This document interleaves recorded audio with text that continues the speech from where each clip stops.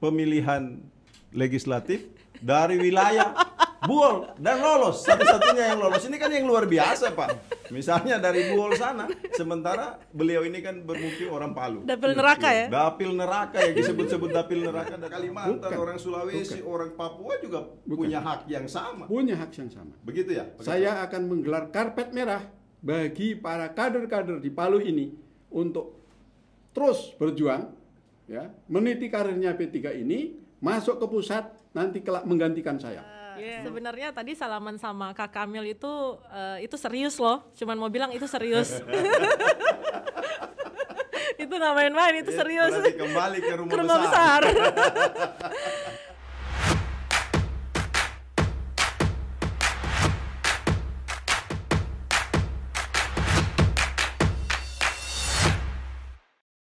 Bismillahirrahmanirrahim. Pemirsa, di mana saja kalian berada, Assalamualaikum warahmatullahi wabarakatuh. Waalaikumsalam. Salam sehat untuk semuanya. Jumpa lagi di podcast Kabar 68, kabar untuk semua. Hari ini kita kedatangan tamu yang sangat luar biasa, seorang tokoh politisi, pengusaha nasional, kemudian menjabat sebagai Dewan Pertimbangan Presiden. Beliau adalah Ketua Umum Dewan Pimpinan Pusat Partai Persatuan Pembangunan, Bapak Muhammad Mardiono. Selamat datang. Assalamualaikum warahmatullahi wabarakatuh. Waalaikumsalam warahmatullahi wabarakatuh. Kemudian didampingi oleh Ketua DPW Partai Persatuan Pembangunan Sulawesi Tengah, Ibu Haja Vivi Hussein Maskati. Selamat datang. Assalamualaikum warahmatullahi wabarakatuh. Selamat datang. Terima kasih banyak Kak Kamil. Waalaikumsalam. Pemirsa di mana saja Anda berada, tonton acara ini. Jangan lupa like, komen, dan subscribe. Sebelum kami memulai bincang di tempat ini, kami bertiga menyampaikan berita duka cita yang mendalam atas musibah yang menimpa tragedi Stadion Kanjuruhan atau Stadion Gajayana Malang. Semoga arwah mereka ditempatkan di tempat yang istimewa. Amin. Yang masih dirawat di rumah sakit cepat dipulihkan, dan keluarga yang ditinggalkan diberi yang terbaik oleh Allah Subhanahu wa taala. Amin, ya rabbal alamin. Pak Ketua, 27 hari yang lalu seorang Mardiono mendapatkan tugas dan amanah yang cukup berat menjadi Ketua Umum Partai Persatuan Pembangunan. Itu mewakili 27 DPW kalau tidak salah, menyerahkan mandat itu ke Pak Ketum. Sementara kita tahu P3 dari masa ke masa pernah mencapai jaya-kejayaan, masa kejayaan, kemudian terpuruk. Hingga akhirnya dari 139,9 perolehan suara yang masuk Senayan, P3 hanya berkontribusi 6,3 juta atau setara dengan 4,52% atau setara dengan 19 kursi kalau keliru. Kemudian ini adalah sebuah tantangan buat seorang Ustadz Mardiono. Tentunya datang menerima amanah itu tidak hanya sekedar datang. Tentunya sudah menyiapkan jurus-jurus di kebangkitan 2024. Apa yang disiapkan oleh seorang putra kelahiran Yogyakarta 65 tahun yang lalu? Tum, jangan dikasih tahu jurusnya, Tum, bahaya. Dicontoh. Jadi minimal jurus itu internal, tetapi program. Ya. Baik. Assalamualaikum warahmatullahi wabarakatuh. Waalaikumsalam. Alhamdulillah, salatu wassalamu ala rasulillah, amma ba'du. Yang saya hormati CEO podcast Kabar 68. Ya. Pak Kamil. Yang saya kagum, saya berpikir tadi dikasih tahu, lu sudah sepuh. Tapi ternyata ini perwakilan dari generasi milenial yang ada di Palu yang sukses, ya, membangun media yang menusantara. Ini yang wajib kita teladani, ya, dan kita syukuri Tapi sebelum saya menjawab pertanyaan itu, izinkan saya juga menyampaikan hal yang sama. Turut berduka cita yang mendalam atas tragedi yang menjadi sejarah bagi perjalanan bangsa ini, bahwa teman-teman kita yang begitu semangat kemudian terjadi peristiwa yang membawa korban jiwa. Innalillahi wa inna ilaihi rajiun. Semoga korban-korban yang meninggal dunia ini diterima di sisi Allah SWT, yang ditinggalkan juga diberikan kekuatan bahwa semuanya ini adalah takdir Allah. Selanjutnya tentu ini adalah menjadi sejarah bagi bangsa kita yang ke depan tidak boleh terulang lagi. Bang Kamil atau Pak Kamil yang lebih enak saya sebut ya, saya panggil ya. Mana-mana Pak Ketua. Saya sebut saja ini Bang Kamil ya, CEO Podcast Kabar 68. Saya mendapatkan amanah baru, memang ini berat, tapi bagi kehidupan saya ini tidak baru karena saya mengabdi di partai lebih dari 20 tahun dan saya jalani ini semua dari bawah sejak ada di DPC kota kecil di ujung barat Indonesia ini, yaitu di Cilegon. Kemudian juga saya pernah menjadi bendahara wilayah di Provinsi Banten, menjadi ketua wilayah Provinsi Banten, menjadi wakil ketua umum DPP, menjadi ketua Bapilu Nasional. Jadi insya Allah ini memang amanah yang berat karena baru, tetapi insya Allah amanat ini pernah juga saya jalankan di lapangan.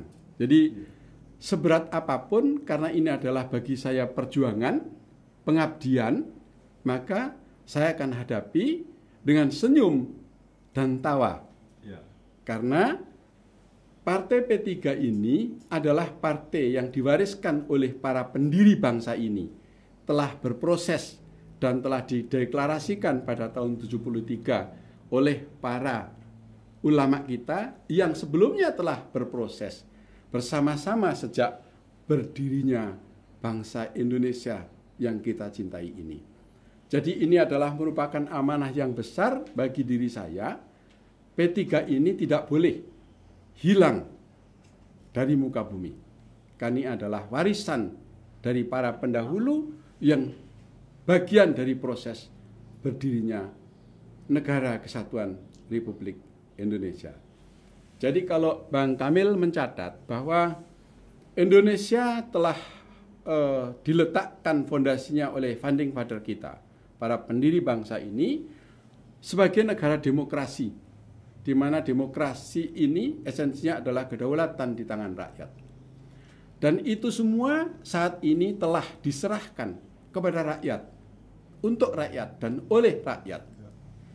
Pesta demokrasi yang sebentar lagi akan digelar pada pemilu 2024 yang akan datang adalah merupakan bagian dari pesta demokrasi itu yang membuat rakyat kita tersenyum, rakyat kita bergembira. Tidak boleh di dalam berpesta demokrasi ini rakyat kita saling gontok-gontokan, saling beradu, apalagi sampai pada beradu fisik. Karena negara telah memberikan ruang yang luas di dalam demokrasi itu untuk berbeda. Tentu semuanya kita bangsa Indonesia telah konsensus, berkomitmen bahwa kita akan tunduk dan taat pada konstitusi kita. Bagaimana kita hidup berbangsa dan bernegara, kita punya konstitusi bahwa di dalam penyelenggaraan pemilu yang akan datang, negara telah menunjuk Komisi Pemilihan Umum sebagai penyelenggara pemilu, di mana pemilihan umum diikuti oleh partai politik sebagai peserta pemilu. Partai politik adalah sasana tempat rakyat berkumpul untuk berjuang bersama-sama, untuk membangun negara, membangun kesejahteraan dirinya, dan membangun kesejahteraan Negara Kesatuan Republik Indonesia yang kita cintai itu. Oleh karena itu, Bang Kamil, pesta demokrasi kita harus gembira. Kita harus tersenyum. Namanya juga pesta. Ya. Nah, kita banyak tempat untuk berdemokrasi ini tidak hanya dalam politik, ya, tetapi semua tempat-tempat untuk berdemokrasi ini ada semua aturan mainnya, ada konstitusinya, termasuk di dalamnya adalah bagaimana kalau kita menjadi seorang petinju. Kita harus berlatih di sasananya, kita harus dimulai dari tingkat amatir, kemudian naik hingga mereka menjadi sang juara. Ini Bagaimana cara Ketum. mereka berlatih untuk memukul? Ya. Ya harus di atas ring. Ya. Nggak boleh mukul-mukul orang di jalanan. Ya. Pak Ketum, ini tentunya berdemokrasi adalah harus bergembira. Harus Semua bergembira. elemen. Ini Harus tandanya bergembira. berarti P3 ini harus bergembira juga di Wah, dunia. lagi Harus gembira bergembira. banget. Harus bergembira. Minta maaf. Jadi Kami lagi kursi- bergembira banget. Jadi 19 kursi di DPR RI saat ini ya lebih bergembira lagi kalau misalnya bisa dilipat gandakan. Amin, Tentunya ini ada pekerjaan, bukan pekerjaan gampang tentunya Pak. Iya, Bang Kamil, bahwa pemilu saya berangkat saja dari 2014. Ya. Tahun 2014 itu P3 masih diberi amanah kepercayaan oleh umat, yaitu diberikan amanah hingga di keterwakilan DPR RI itu ada 39 kursi. Ya. Nah, kemudian di 2019 itu kita turun menjadi 19 kursi. Ini keniscayaan bagian dari penyelenggaraan demokrasi negara kita yang kita cintai ini. Karena di 2014 itu pemilu disertai kalau tidak salah peserta kontestasi pemilu itu ada 16 partai 16 politik. Ya, kemudian yang diadili oleh rakyat. Ya. Kemudian ditinggal sampai sekarang yang lolos di parliamentary threshold itu ada 9 partai politik. Termasuk P3 itu sedang diuji untuk diletakkan pada urutan yang paling bawah. Itulah kehidupan seperti roda berputar, kadang di atas, kadang di bawah, ya. Dan itu memang janji Allah bahwa kekuasaan, kemenangan semuanya akan dipergilirkan. Nah, pada saatnya insya Allah pemilu tahun 2024 ini insya Allah saatnya lah P3 habis dari bawah, kalau roda berputar itu Naik giliranlah naik lagi. Amin. Nah, saya ngajak kepada terutama generasi milenial di Boleh Palu, kampanye, boleh tuh, boleh. masuk Kita di nyulung seluruh star, Indonesia. kita nyulung star, boleh tuh. Berjuanglah bersama-sama dengan P3. Kembalilah ke rumah besar. Besar umat Kembali ke rumah Islam. besar umat Islam. Jalan pulang Ya. menuju Ya. Ka'bah. P3 adalah jalan perjuangannya umat dan ini adalah telah diukir oleh para pendiri-pendiri negeri ini sebagai sejarah.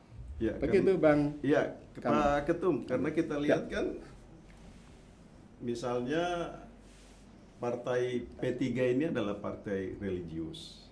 Kemudian penduduk Indonesia itu mayoritas Iya. misalnya Muslim. Iya. Jadi kira-kira apa yang ada yang salah kira-kira di internal ini? Kita tidak menyoal ke eksternal karena eksternal itu menerima dampak. Misalnya ada yang salah dalam internal partai ini sehingga masyarakat di sana tidak menjatuhkan pilihan di partai ini. Makanya ini adalah salah satu tugas berat bagi seorang ketua umum menyongsong 2024. Karena kita melihat misalnya internal partai itu dari SDA itu bermasalah. Kemudian ganti tampu ke Pak Romi bermasalah. Kemudian terakhir ini bermasalah soal misalnya amplop kiai. Itu yang perlu dijelaskan, Pak. Iya. Iya. Bang Kamil, kabar 68. Ya. P3 ini adalah partai yang paling demokratis. Karena di partai ini tidak ada pendirinya. Tidak ada good father. Semua memiliki. Jadi ini partai yang sudah go public. Ya. Ya. Sahamnya terbuka Ya, untuk. sahamnya terbuka untuk umum. Iya. Saya tidak sebut partai lain ada Iya. good father. Iya, ya, ada. Ada pemegang Ada. sahamnya, ada Iya. pendirinya kalau Iya, dalam perusahaan ya. Tetapi di P3 ini kita semua adalah mewarisi, melanjutkan. Nah tentu ini jumlah pemiliknya banyak. Pemiliknya siapa? Adalah umat. Pemiliknya adalah rakyat Indonesia. Jadi ada dan tidaknya P3 ini tergantung ya pada umat, Ya. tergantung pada rakyat Indonesia. Ya. Nah, insya Allah kita tetap konsisten untuk bersama dengan umat, ya, untuk membangun negara ini ke depan menjadi lebih baik lagi. Lah caranya apa tadi? Saya sekarang sudah menjalankan konsolidasi secara nasional dari mulai muktamar di Makassar ya pada Desember tahun 2019 yang lalu, itu adalah diselenggarakan muktamar, yaitu 5 tahunan pergantian kepemimpinan. Nah, kemudian bulan lalu ya itu dilakukan Mukernas, berproses selama 3 bulan menuju ke arah Mukernas itu. Ini tidak tiba-tiba. Ini adalah dilandasi oleh pemikiran-pemikiran yang jernih dan bersih. Kemudian ini ada pergantian kepemimpinan. Pergantian kepemimpinan itu sesungguhnya tidak terjadi persoalan yang besar. Ya. Ini karena semata-mata untuk membagi tugas. Karena ketua umum yang lalu ini adalah sebagai pejabat Kementerian Negara, Menteri Negara. Dan menteri di mana yang saat ini memang kesibukannya luar biasa Bappenas itu, termasuk ditambah dengan tugas beliau yaitu dengan penyelenggaraan G20. Beliau termasuk menjadi bagian dari koordinator penyelenggaraan pertemuan para menteri G20 itu. Sehingga juga ada hubungannya dengan persoalan tugas beliau di Bappenas harus berhubungan dengan dunia di luar negeri, kemudian ada tambah tugas-tugas IKN. Beliau sering meninggalkan tanah air, mungkin seminggu, mungkin 2 minggu. Di lain pihak, bahwa partai ini memerlukan perhatian khusus di dalam memulai ya proses-proses pemilu yang akan datang. Ini sudah mulai verifikasi. Nah, tugas-tugas ini kita pikir terlalu berat kalau dibebankan kepada seseorang. Nah, sehingga agar ini bisa berfokus, beliau juga bisa berfokus ya. Kami juga di internal partai kami, kader-kader bisa berfokus, kita membagi tugas. Kami tidak ada persoalan besar sesungguhnya karena Pak Suharto Manoarfa adalah guru saya, sahabat saya, mentor saya, dan seperjuangan dengan saya. Kami berjuang bersama dengan beliau. Jadi ketika pergantian kepemimpinan, mungkin masyarakat melihat seperti seorang bermusuhan. Tidak, kami berjumpa juga kita tertawa. Dan yang kita bahas itulah juga persoalan Partai Persatuan Pembangunan dalam rangka untuk menghadapi konsolidasi nasional untuk menjemput mimpi-mimpi untuk menuju pemilu 2024 yang akan datang. Nah, Bang Kamil, P3 telah punya sejarah. Ada kader kita yang lahir dari daerah yaitu Kalimantan Barat. Siapa itu? Pak Dr. Hamzahas. Beliau berjuang dari kota di sana, di Kalimantan Barat, dan beliau menembus ya, karirnya menjadi seorang wakil presiden Republik Indonesia. Jadi itu saya sebagai generasi yang harus mengantarkan untuk berikutnya, kami berkewajiban untuk memproduk tokoh-tokoh itu agar lebih dari Pak Hamzahas yang harus kita capai. Kasih tepuk tangan dong. Luar biasa Pak Ketua. Jadi dari seorang kader P3 yang dari Kalimantan sana, kemudian menapaki karirnya sampai ke orang nomor 2 di Republik itu bisa disimpulkan bahwa kepemimpinan nasional itu bukan hanya milik orang yang ada di daerah Jawa dong. Betul, bukan. Orang Kalimantan, orang Sulawesi, orang Papua juga punya hak yang sama. Punya hak yang sama. Begitu ya? Saya akan menggelar karpet merah bagi para kader-kader di Palu ini untuk terus berjuang ya, meniti karirnya P3 ini masuk ke pusat nanti kelak menggantikan saya. Luar biasa. Selamat bergabung di P3 Pak Kamil. Udah salaman loh sama P3. Kita sekarang tidak ada CEO seperti Bang Kamil sekarang di Kabar 68. Kita terbuka.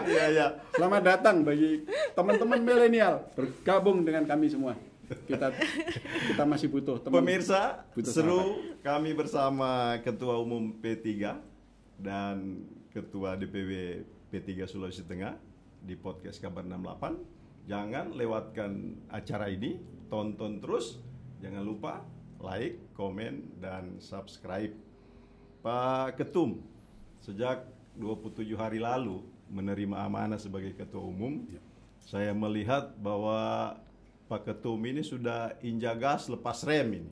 Karena hampir sudah keliling kemana-mana. Dan pada hari ini, alhamdulillah hadir di Sulawesi Tengah dalam rangka kegiatan Rapimil. Jadi tentunya kita berharap kegiatan yang diikuti Pak Ketum ini tidak hanya sekedar acara seremoni, tapi bisa dijadikan trigger untuk memicu dan memacu semangat kader Partai Kaba untuk mengambil saudara-saudaranya kembali ulang ke rumah besarnya. Ibu Vivi, Ibu Ketua DPW. Siap. Dengan kedatangan Pak Ketum ke daerah ini kan merupakan satu langkah maju untuk memotivasi kader-kader yang di daerah. Apa yang bisa diharapkan dari DPW P3 Sulteng dengan kegiatan ini dan hadirnya ketua bersama rombongan? Karena tidak gampang loh menghadirkan seorang ketua umum yang keliling itu, yang seperti yang saya bilang tadi, injak gas lepas rem, itu luar biasa itu. Tentunya untuk tidak terlepas misalnya untuk kemaslahatan umat dan kepentingan 2024. Silakan Ibu Ketua. Baik, terima kasih. Sebenarnya tadi salaman sama Kak Kamil itu serius loh. Cuman mau bilang itu serius. Itu nggak main-main, itu serius. Berarti kembali ke rumah besar. Jadi Kak Kamil, aku manggilnya kakak, Tum izin. Ya. Biasa manggil Kak Kamil, Ya. karena beliau adalah kakak dari kita semua. Yang pertama tentunya Sulawesi Tengah berbahagia sekali dengan kedatangan Ketum dalam membuka acara Rapimwil yang sebelum-sebelumnya mungkin Sulawesi Tengah hampir tidak pernah, kecuali pada saat pelantikan kemarin. Dan inilah yang kami inginkan, dan inilah yang diinginkan oleh dari bawah, dari para kader, dari PAC, DPC, inilah yang kami inginkan. Di zaman dulu, saya ingat waktu zaman almarhum abi saya memimpin Sulawesi Tengah, ya seperti ini, ya begini gitu loh. Inilah spiritnya beda, energi tersendiri untuk kami, gitu. Kalau ditanya harapannya apa dengan datangnya ketua umum kami, tentu harapan kami sangat besar, dan yang paling utama adalah kami berharap bisa bersatu menjemput kemenangan pada 2024. Dan hakul yakin saya ini pertanda baik dengan datangnya Ketum di Sulawesi Tengah. Pasti P3 akan dari 1 kursi ya sekarang saya di DPRD Provinsi. Insya Allah tidak mendahului takdir Allah, tapi saya hakul yakin tidak ada sedikit pun keraguan dalam hati saya, apalagi dengan kedatangan Ketum dan 12 wakil ketua umum dan para ketua DPP. Hakul yakin saya akan menjadi 1 kursi DPR RI dan 1 fraksi di DPRD Provinsi. Ya Rabbal Alamin, luar biasa. Jadi Pak Ketum, kita punya Ibu Ketua DPW ini sangat luar biasa saya rasa. Jadi dilahirkan dari darah P3 karena orang tuanya adalah orang P3. Kemudian berkiprah di Jakarta, kemudian balik ke Palu menjadi ketua pengusaha wanita, kemudian ikut pemilihan legislatif dari wilayah Buol dan lolos, satu-satunya yang lolos. Ini kan yang luar biasa Pak. Misalnya dari Buol sana, sementara beliau ini kan bermukim orang Palu. Dapil neraka ya? Dapil neraka ya, disebut-sebut dapil neraka, dan alhamdulillah beliau lolos ke DPR Provinsi Sulawesi. Insya Allah ke depan lebih naik lagi ratingnya dan bisa menembus ke tingkat nasional agar banyak kepentingan-kepentingan rakyat yang harus diperjuangkan. Ya pemirsa, tonton terus acara ini, jangan kemana-mana, jangan Anda tinggalkan. Tapi sebelumnya tekan tombol like, komen, dan subscribe. Pak Ketua, selama ini kan Pak Ketum, selama ini kan salah satu analisa di luar bahwa turunnya perolehan suara P3 itu disebabkan karena persoalan internal yang pertama. Yang kedua, P3 ini selalu mengikut misalnya, selalu mengikut apa yang dibikin orang, kemudian menunut di belakangnya. Akhirnya misalnya di pemerintahan, misalnya kalau partai lain belum mendukung yang lain, P3 tidak berani memulai. Padahal ketika ada efek elektoral yang didapatkan dari itu, yang dapat bukan P3 karena P3 tinggal ngikut. Ya, kita ke calon presiden 2024. Kemarin kan sudah disuarakan banyak partai, banyak DPW menyuarakan misalnya Anies presiden. Itu bagaimana? pengurus partai menyikapi itu? Karena itu adalah suara-suara rakyat yang harus didengarkan. Bentar Bang, kata siapa Anies presiden? P3 nggak juga. P3 justru Ketum Mardiono presiden. Anies. Salah. Nah itu kemarin berarti P3 Jakarta. Itu zong. Ya bagaimana itu Pak? Ya, jadi itulah wujud demokrasi yang dibangun oleh Ya. P3. Jadi aspirasi itu tumbuh ya oleh para kader-kader kita yang secara berlapis, tetapi itu tidak berarti ya menjadi sebuah keputusan. Ya. Jadi demokrasi kita ini memang kita terbuka. Jadi semua ide dan gagasan para kader kita itu kita dengar suaranya. Ya. Nah, tetapi kalau kemarin Bang Kamil menyebut soal DKI ya, Ya. di DKI itu ya punya aspirasi ada 3. Jadi ada yang nyebut saya selaku PLT Ketua Umum, Iya. ya. Ada Pak kemudian Anies. ada Pak Anies, kemudian Iya. ada Pak Sandiaga Uno. Iya. Nah, kemudian ada juga kader-kader di Surabaya yang secara tidak langsung ada juga yang menyuarakan Ibu Khofifah Indar Parawangsa. Iya. Ada yang kader kita di Jawa Barat menyuarakan Bang Ridwan Kamil. Iya. Kader Jawa Tengah juga ada yang menyuarakan Pak Ganjar Pranowo. Bahkan ada yang Pak Sandiaga Uno, ada yang Pak Erick Thohir. Ya. Itulah dinamika yang berkembang ya di tengah-tengah demokrasi di Partai Persatuan Bangunan. Ya. Tetapi nanti pada keputusan akhir ini akan kita olah. Bukan kita berarti ngekor belakangan, tidak Bang. Ya. Jadi perlu kita ketahui ya. Jadi kita akan bergabung dengan KIB, Koalisi Indonesia Bersatu. Ya. Ini adalah gagasan bersama. Ini merupakan ya keniscayaan politik di mana hasil pemilu tahun 2019 itu tidak ada partai yang unggul secara mayoritas Ya, kecuali betul. satu Ya. ya yaitu PDIP. PDIP memang bisa mencalonkan sendiri, Iya. tetapi kok feeling saya sebagai politisi, Ya. saya meyakini tidak mungkin nanti akan mengusung sendirian. Ya. Karena membangun bangsa ini, bangsa negara kesatuan Butuh Indonesia kebersamaan. yang luas, ya, dihuni oleh oleh banyak pulau, ya, etnis, budaya, bahasa, ya, itu tentu nggak mungkin akan dibangun oleh suatu kekuatan yang sendirian. Pasti harus dibangun secara bersama-sama. Nah, oleh karena itu, oleh kami P3 itu adalah kebetulan memang sedang diberi amanah kecil, ya kami harus mencari teman. Ketemulah dengan kawan yaitu PAN dan Golkar. Ini kami duluan, jadi kami bukan ngekor.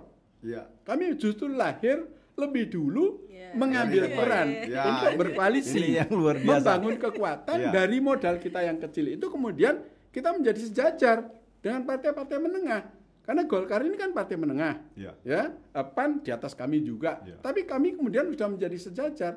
Itulah P3. Jadi bukan, mohon maaf ya, Bang Kamil, kita tidak mengikut, Tidak, kita ya. punya prinsip, ya, kita juga punya pendirian bahwa Partai P3 ini konsisten untuk seraya terus memperjuangkan umat, yaitu untuk menegakkan amar ma'ruf nahi munkar. Insya Allah kita tetap konsisten itu. Ya. Jadi ke depan juga sama. Insya Allah ya soal nanti yang duluan mana, tetapi tentu masing-masing tidak akan mencampuri internalnya partai masing-masing. masing-masing. Tetapi lah ujungnya pasti akan berkoalisi, ya. Tidak mungkin tidak berkoalisi. Ya.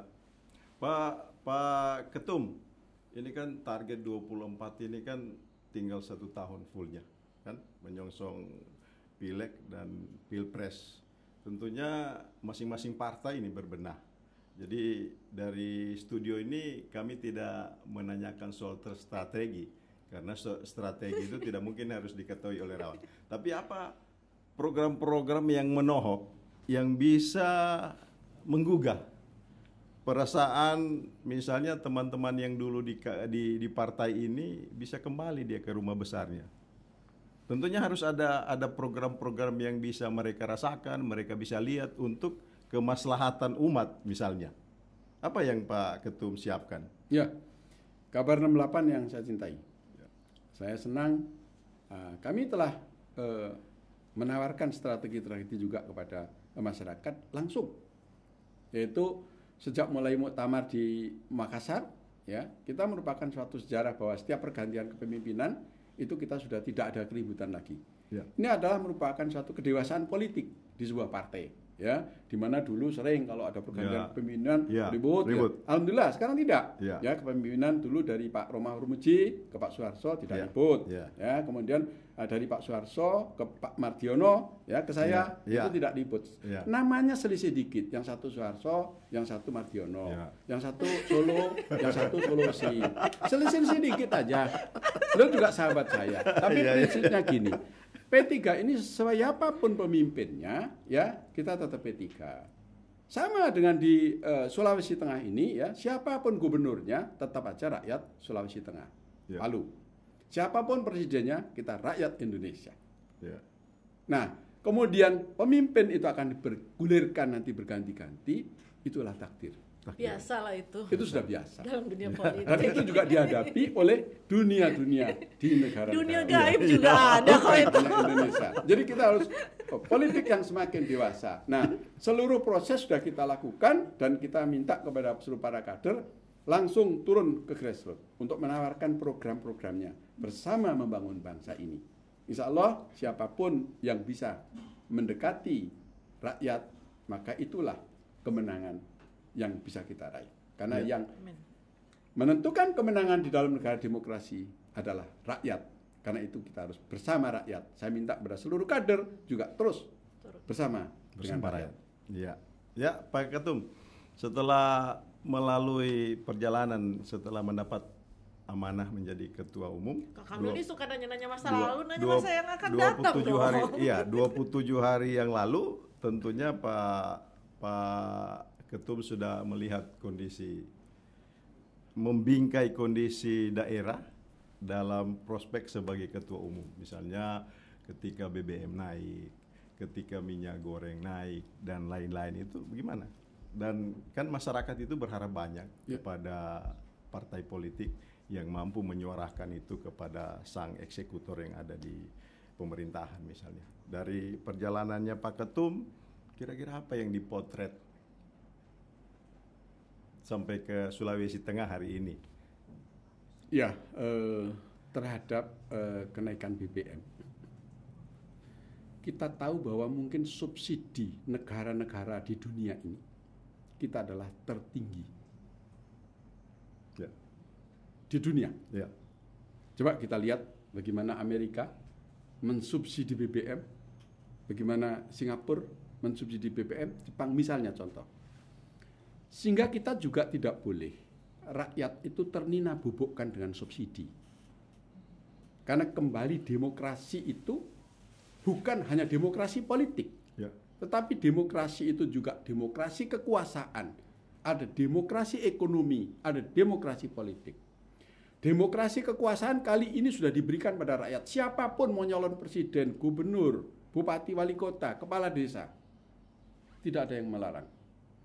Tidak ada yang menseleksi ini darah biru atau tidak. Tidak menseleksi ini dari etnis mana, berasal dari mana, tidak ada. Hanya warga negara Indonesia memenuhi syarat dengan ijazah SMA dan lain sebagainya.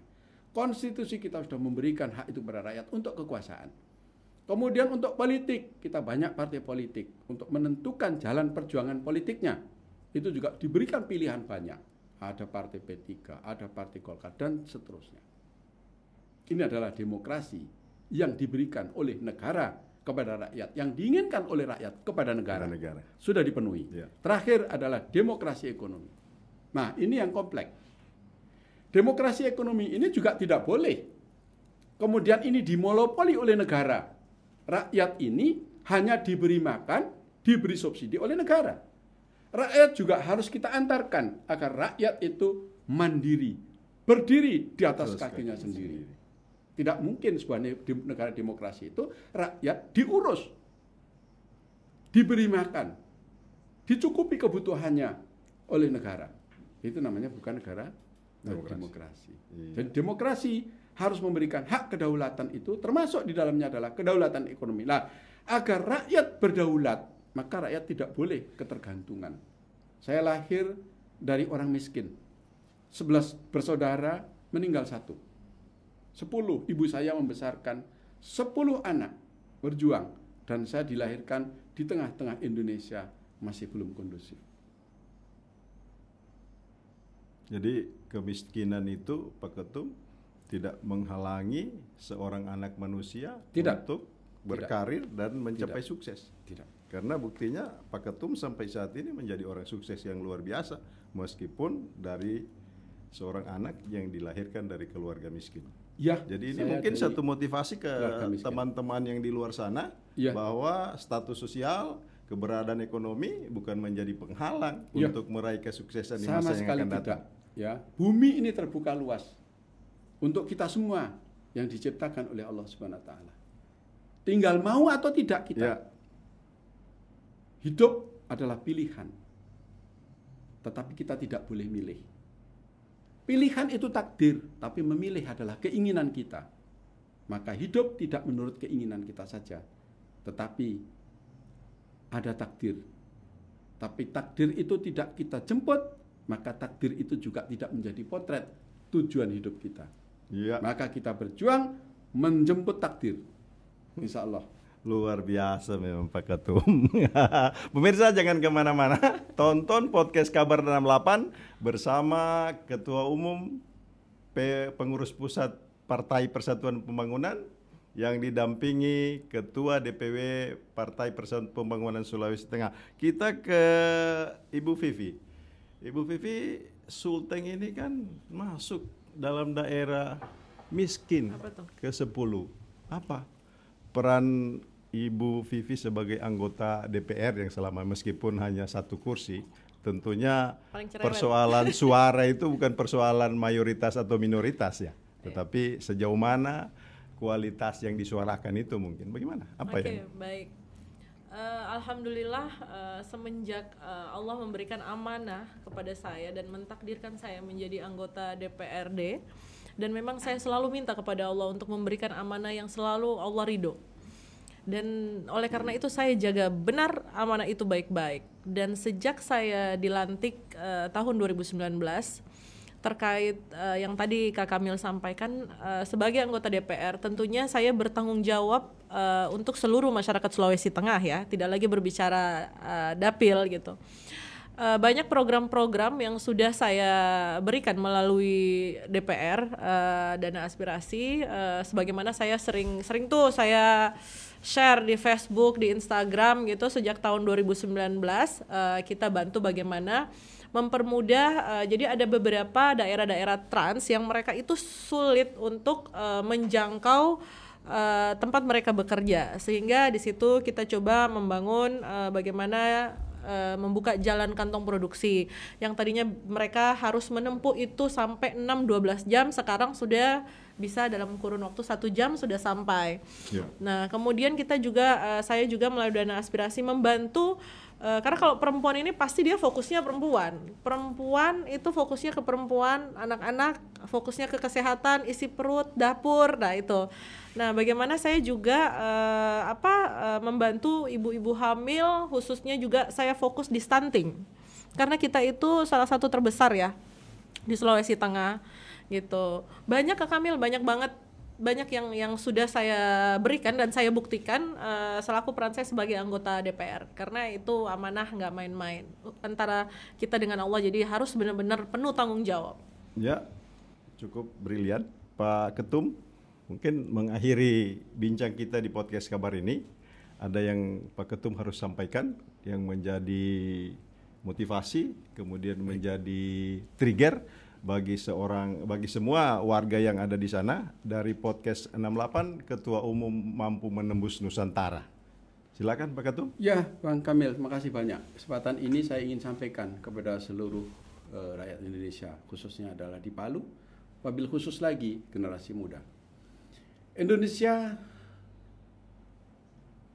lebih baik lagi, dan lebih baik lagi.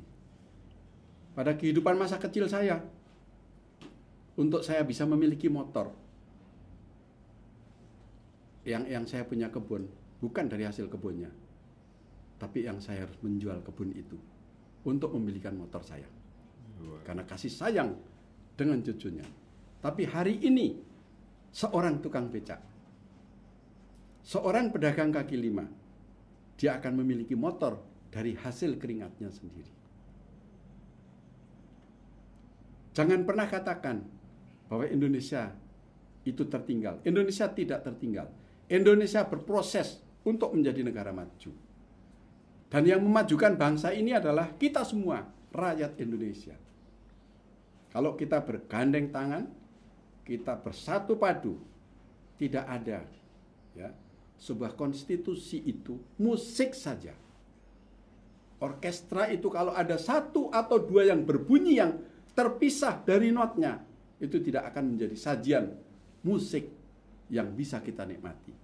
Karena itu bersama-sama dengan rakyat Indonesia, P3 akan terus membangun soliditas Indonesia. Bahwa Indonesia tetap akan menatap masa depan menuju negara yang insya Allah adil makmur. Amin ya rabbal alamin.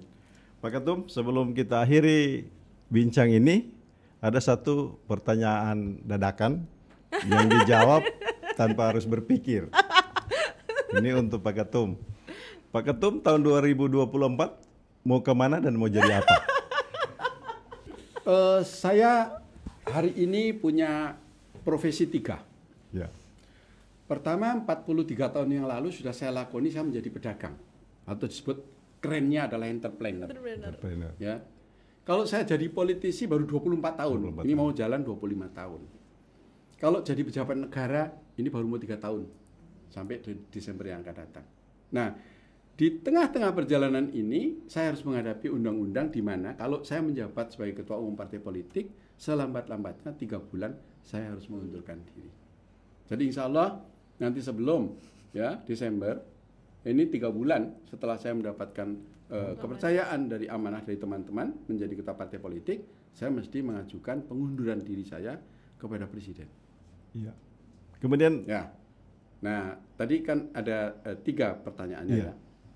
Yang kemana? iya. Ya, Mau yang kemana gitu? pertama mau Mau kemana? maju presiden udah dibilang. Jadi Masih. tentu Iya, saya iya. nanti tidak lagi Iya. menjabat itu. Iya. Nah, kemudian kalau mau kemana partai ini, tadi saya sudah uraikan. Tentu yang akan kita jemput adalah mimpi-mimpi kemenangan. Ya, kemudian apa yang terjadi? Ya kita harus bekerja keras bersama-sama untuk menjemput kemenangan. Itu adalah harga mati bagi perjuangan P3. P3 tidak boleh lenyap dari muka bumi. Karena saat ini memang kita sedang berada di yang terkecil, tapi saya yakini 2024 saatnya kita nanti akan beranjak ke atas. Ya. Kemudian profesi yang satu, saya terakhir adalah di samping pedagang, politisi, dan kemudian pejabat negara. Semuanya saya lalui secara terpisah. Saya tidak pernah selama menjadi pejabat negara itu menghubungkan profesi saya sebagai seorang pedagang atau entrepreneur. Silahkan ya teman-teman kabar 68 mempotret ya, perjalanan hidup saya. Kemudian saya berpolitik selama 24 tahun lebih ini, juga saya tidak pernah membawa perpolitikan saya masuk dalam dunia perdagangan saya. Kemudian saya menjadi pejabat negara juga demikian. Jadi dagang adalah jalan saya untuk mencari nafkah untuk anak dan istri saya, termasuk diri saya, dan itu sudah saya selesaikan semua. Kemudian politik adalah jalan perjuangan saya untuk mengabdi bersama dengan rakyat Indonesia, dengan umat. Kemudian pejabat negara adalah pengabdian saya kepada bangsa dan negara. Alhamdulillah saya sudah diberi bonus oleh Allah SWT. Usia saya sudah Rasulullah SAW 63 tahun, saya sudah 64, 65. Ya, bonus Masa 2 tahun. Tom? Aku pikirnya 55 loh Tom. Nah, jadi rezeki saya juga alhamdulillah sudah lebih dari yang saya minta. Iya, Ya, saat sudah ini dapat diberi bonus 2 amanah tahun ya. oleh teman-teman P3 ya, ini sudah di atas cita-cita saya. Iya. Jadi semuanya ini adalah semata-mata amanah, insya Allah. Iya. Sisa hidup saya hibahkan untuk Iya. bangsa dan Masya negara Allah. Iya. melalui P3. Iya Pak Ketum, ini kesempatan ini ditanyakan ini, kebetulan mau cari di mana lagi waktu bisa ketemu. Pak Ketum, itu kan jadi Dewan Wantim Presiden itu jabatan yang luar biasa. Ya. Yang ingin ditanyakan oleh orang dari luar sana misalnya, apa enaknya, nikmatnya dan susahnya misalnya. Karena ini memberikan pertimbangan kepada kepala negara presiden, ini bukan hal-hal yang gampang-gampang misalnya. Betul. Apa? Betul. Nikmatnya, enaknya atau susahnya. Jadi seorang Wantim Pres. Nikmatnya adalah dalam jiwa sanubari kita bahwa kita telah diberi amanat yang agung. Ya, di samping oleh negara, Bapak Presiden Republik Indonesia telah mempercayai Iya. ya saya menjadi bagian. Jadi 9 anggota Dewan Pertimbangan Presiden itu orang-orang besar yang 8. Ya. Yang satu yang paling kecil namanya Muhammad Mardiono. Ya, pertama kecil dari sisi ketidakpopularitasnya. Saya orang yang tidak populis, ya. Ya, kemudian dari sisi jabatan, ya saya bukan pimpinan partai politik saat itu. Ya. Kemudian dari sisi kemapanan ekonomi, ya saya golongan sebenarnya tidak begitu karena di situ ada konglomerat, ya, ada jenderal-jenderal, ya, ada luar biasa. Tetapi inilah kearifan Bapak Presiden kita. Jadi tidak hanya mau mendengarkan dari yang besar-besar, tetapi juga ingin mendapatkan masukan dari yang kecil-kecil. Nah, yang kecil-kecil itu siapa? Saya. Nah, kebetulan saya ada di bidang kesra, sehingga kajian-kajian yang kumpulan-kumpulan dari yang kecil itulah yang kemudian saya olah, kita sampaikan kepada Bapak Presiden. Dari mulai misalnya ya persoalan, ya termasuk di dalamnya tentu di dalamnya ya tentu bagian dari misalnya kenaikan BBM yang menyangkut dengan hajat hidup rakyat atau isu-isu yang sensitif. Kita melakukan kajian dan kemudian hasil dari kajian itu kita sampaikan kepada Presiden. Nah, sayangnya anggota Dewan Pertimbangan Presiden itu dibatasi oleh undang-undang. Jadi apa yang kita sampaikan Presiden itu tidak boleh disampaikan ke publik. Ya. Yang bisa menyampaikan adalah Bapak Presiden sendiri. Dan dalam menjalankan tugas itu saya disumpah sesuai dengan agama saya, di atas kepala saya ada Al-Quran. Itulah yang saya menjadikan itu adalah beban yang berat bagi saya, tapi nikmatnya adalah amanah yang besar itu yang diberikan kepada saya. Suka dukanya tentu dalam kehidupan menjalankan tugas, ya kadang-kadang ada enaknya, ya kadang-kadang ada nggak enaknya. Tetapi alhamdulillah tidak ada yang saya bawa pulang ke rumah. Semuanya tugas negara yang cuma saya ada di P3. Luar biasa, pemirsa, satu kesyukuran yang luar biasa bagi kita hari ini bisa ngobrol, bincang-bincang, sharing pendapat dengan Watimpres, Ketua Umum DPP P3. Ketua Umum DPP P3. Cuma ada di P3. Pengusaha sukses dan tokoh nasional. Pemirsa, tonton terus acara ini. Jangan lupa tekan tombol like, komen, dan subscribe. Tambahin boleh? Boleh. Dan pilih P3 2024. Pemirsa, itu tadi bincang kita di hari ini. Dan kami dari kru podcast Kabar 68 mengucapkan terima kasih yang tak terhingga kepada Pak Ketua Umum yang sudah hadir di studio kami. Semoga kedatangan Bapak ke daerah ini akan memberikan berkah, kemaslahatan, dan kebaikan orang banyak. Daerah ini akan lebih baik dan negara kita lebih maju. Pemirsa, itulah yang bisa kami sampaikan pada penutup dari saya dialog ini kepada Bang Kamil dan Kabar 68. Kalau bincang-bincang kita saya ada salah, itu adalah manusia, saya, tapi kebenaran adalah milik Allah. Jadi kalau ada salah, saya mohon maaf yang sebesar-besarnya. Dari awal pemirsa dan Kabar 68. Dari awal kami sudah maafkan Pak Ketum. Jadi semua yang terucap, yang tersaji di bincang ini tidak ada ingin menyakiti orang lain. Andai ada apapun yang terlontar itu adalah koreksi yang konstruktif, yang sifatnya membangun untuk kebaikan lebih baik di masa yang akan datang untuk kepentingan bersama. Pemirsa, sekian jumpa kita akan ketemu lagi di episode berikutnya. Izin, kami mau kasih cendera mata, boleh? Boleh. Sesuai warna cincinnya sudah hijau. Dari Ketum, siap. Dari sini ya, supaya masih masuk di acaranya.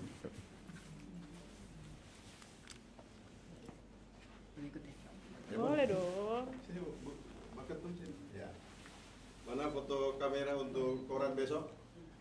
Bang Kamil, CEO Kabar Podcast 68. Saya serahkan cenderamata ini agar Kabar 68 setia membangun bangsa bersama dengan P3.